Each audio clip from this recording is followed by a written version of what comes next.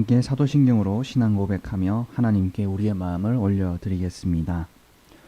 전능하사 천지를 만드신 하나님 아버지를 내가 믿사오며 그 외아들 우리 주 예수 그리스도를 믿사오니 이는 성령으로 잉태하사 동정녀 마리아에게 나시고 본디오 빌라도에게 고난을 받으사 십자가에 못 박혀 죽으시고 장사한 지 사흘 만에 죽은 자 가운데서 다시 살아나시며 하늘에 오르사 전능하신 하나님 우편에 앉아 계시다가 저리로서 산 자와 죽은 자를 심판하러 오시리라. 성령을 믿사오며 거룩한 공회와 성도가 서로 교통하는 것과 죄를 사하여 주시는 것과 몸이 다시 사는 것과 영원히 사는 것을 믿사옵나이다. 아멘. 찬송가 32장 함께 찬송 부르겠습니다.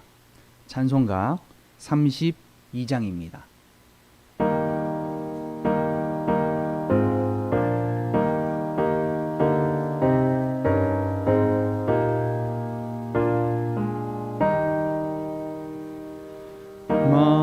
만유의 주제 존귀하신 예수 사람이 되신 하나님 나 사모하여 영원히 섬길 내 영광 되신 주로다.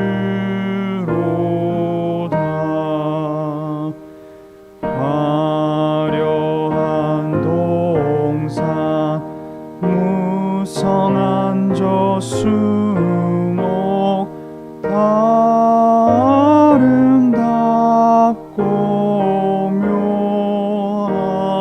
묘하나 순전한 예수 더 아름다워 봄 같은 기쁨 주시네.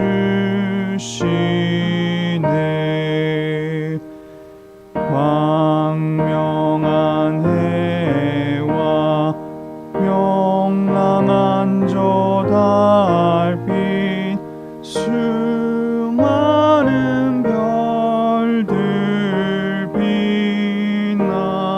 빛나나 주 예수 빛은 더 찬란하여 참 비교할 수 없도다.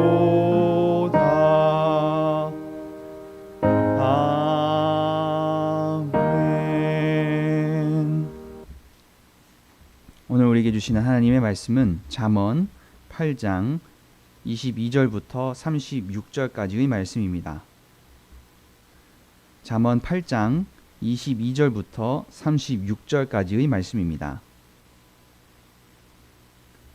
22절부터 36절까지 저와 여러분이 한 절씩 교독한 후에 마지막 절은 함께 읽도록 하겠습니다. 여호와께서 그 조화의 시작 곧 태초에 일하시기 전에 나를 가지셨으며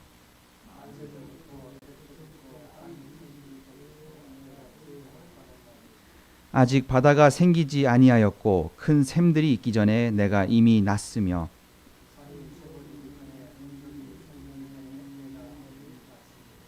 하나님이 아직 땅도 들도 세상 진토의 근원도 짓지 아니하셨을 때라.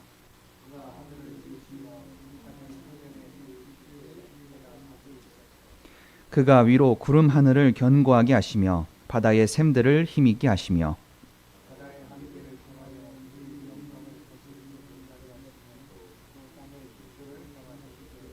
내가 그 곁에 있어서 창조자가 되어 날마다 그의 기뻐하신 바가 되었으며 항상 그 앞에서 즐거워하였으며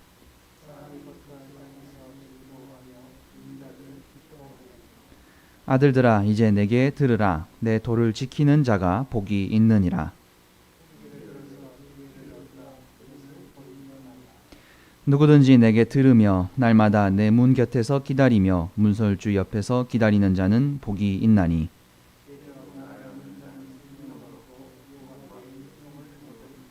함께 읽겠습니다. 그러나 나를 잃는 자는 자기의 영혼을 해하는 자라.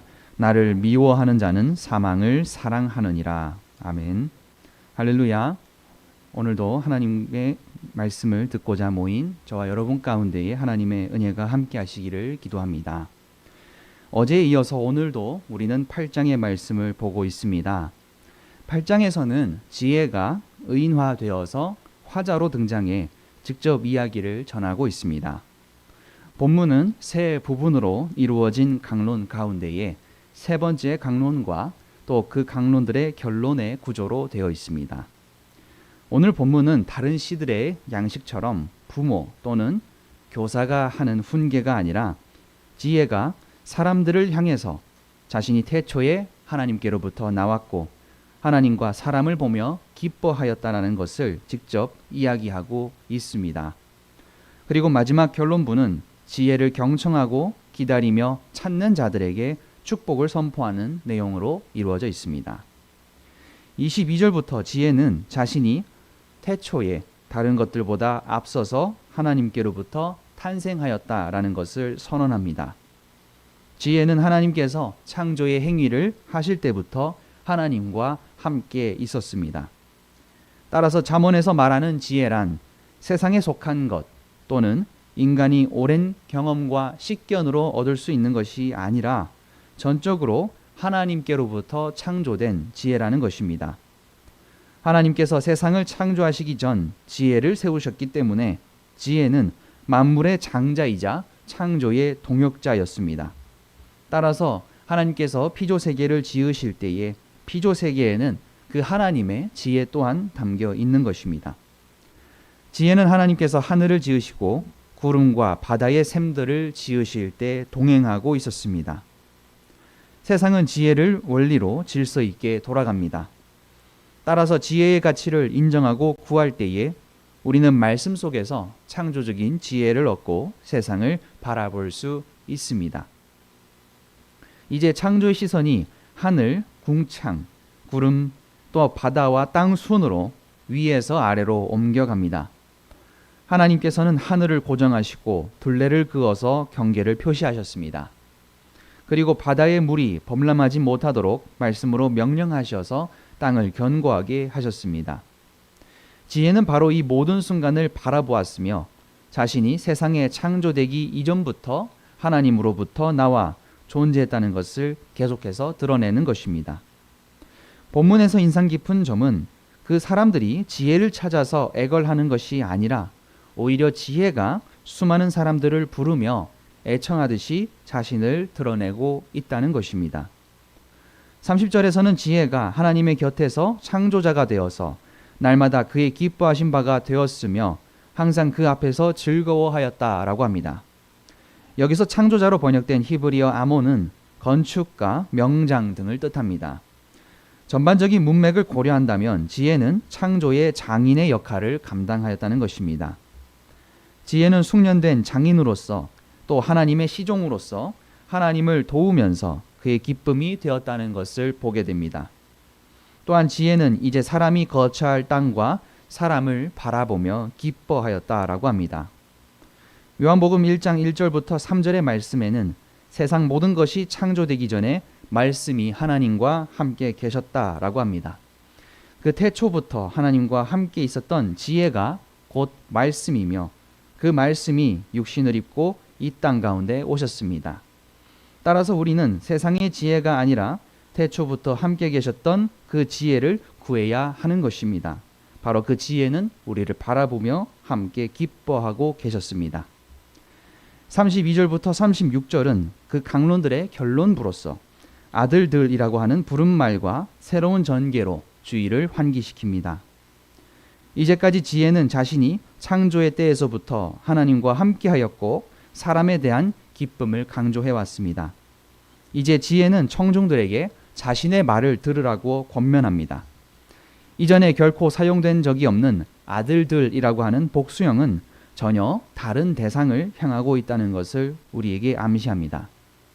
이전에 잠언에서 복의 선언이 오로지 개인에게만 향했다면 이제는 지혜를 얻고 지혜의 도를 지키는 사람, 날마다 문 곁에 서서 기다리는 모든 사람이 복되다고 선언합니다. 지혜는 이제 기만, 속임, 미움, 분노가 난무한 세상 속에서도 기쁨이 되기를 원합니다. 34절에서 묘사되는 장면들은 마치 사랑에 빠진 연인이 사랑하는 사람의 집 문 앞에 서서 날마다 지켜 있는 것을 연상시킵니다. 누구든지 지혜를 찾는 사람은 생명을 얻고 하나님의 기뻐하심에 이르게 됩니다. 잠언에서 생명을 얻는다라고 하는 표현은 본문과 21장이 유일합니다. 지혜를 추구하는 목적은 바로 영원한 생명을 얻는다는 것입니다. 반대로 36절은 정반대의 그림들을 보여줍니다. 지혜를 놓치는 것은 자신의 생명을 파괴하는 것이며 지혜를 미워하는 것은 생명이 아니라 사망을 사랑하는 것입니다.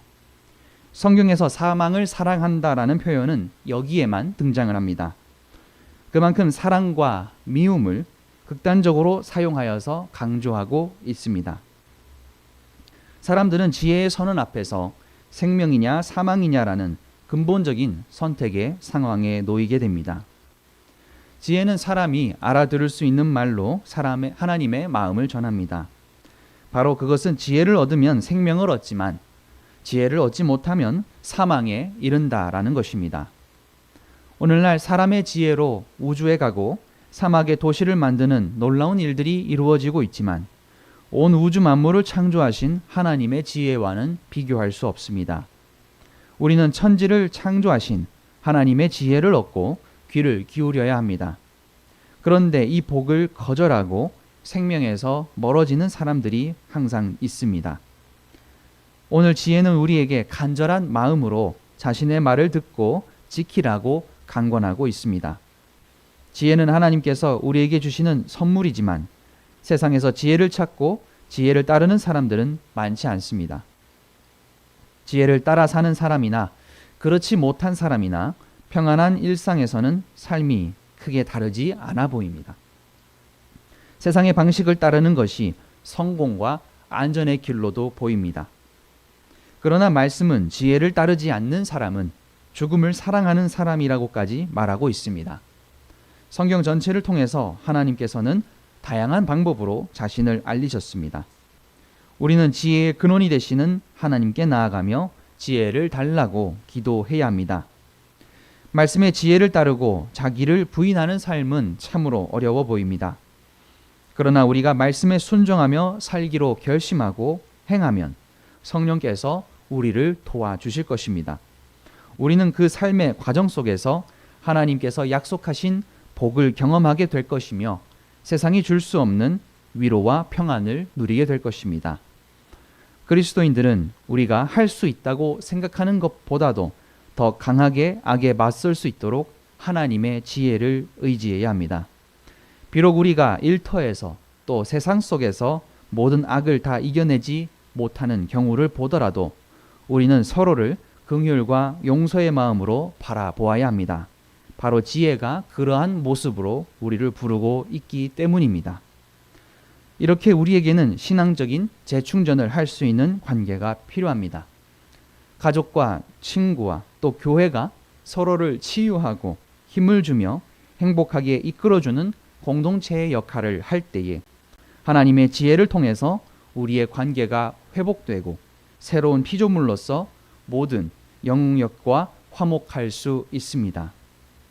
성도는 세상과 달리 창조의 원리이신 하나님의 지혜를 소중히 여기고 지혜 얻기를 사모하는 자들입니다. 하나님의 말씀을 겸손히 기다린다면 하나님께서 기쁨으로 우리에게 지혜를 선물하실 것입니다. 그 지혜는 우리 모두에게 옛 모습이 아닌 그리스도 안에서 새로운 행동과 태도로 변화된 모습을 보여주는 기회를 줄 것입니다. 하나님의 말씀을 묵상하며 지혜의 길로 초대하시는 하나님의 부르심에 우리가 겸손히 날마다 지혜를 구하며 나아가는 저와 여러분이 되시기를 간절히 기도드립니다. 함께 기도하겠습니다. 사랑이 많으신 하나님 아버지, 오늘 말씀을 통하여 다른 무엇보다도 지혜를 구하며 듣고자 하는 마음이 중요함을 깨닫게 하시니 감사합니다. 우리의 삶 속에서 펼쳐지는 여러 가지 상황과 맞닿는 일들 가운데에 하늘로부터 임하는 지혜를 구하며 능히 험한 세상 믿음과 지혜로 극복할 수 있는 우리가 되게 하여 주시옵소서. 온전히 그 말씀을 붙들며 살아갈 때에 그 태초부터 함께 하셨던 지혜가 또 육신이 되어서 우리와 함께 거하셨다는 것을 기억하게 하시며 그 가운데서 우리가 온전히 주님의 말씀을 따라서 자기를 부인하고 십자가를 지며 지혜를 구하며 살아갈 수 있는 우리가 될 수 있도록 주님 모든 것을 인도하여 주시옵소서. 항상 감사드리오며 예수 그리스도의 이름으로 간절히 기도합니다. 아멘. 이 시간 말씀을 묵상하며 나아가는 가운데에 나라와 민족을 위하여 교회와 가정을 위하여 또 각자의 기도 제목을 놓고 함께 기도하며 나아가시기를 바랍니다.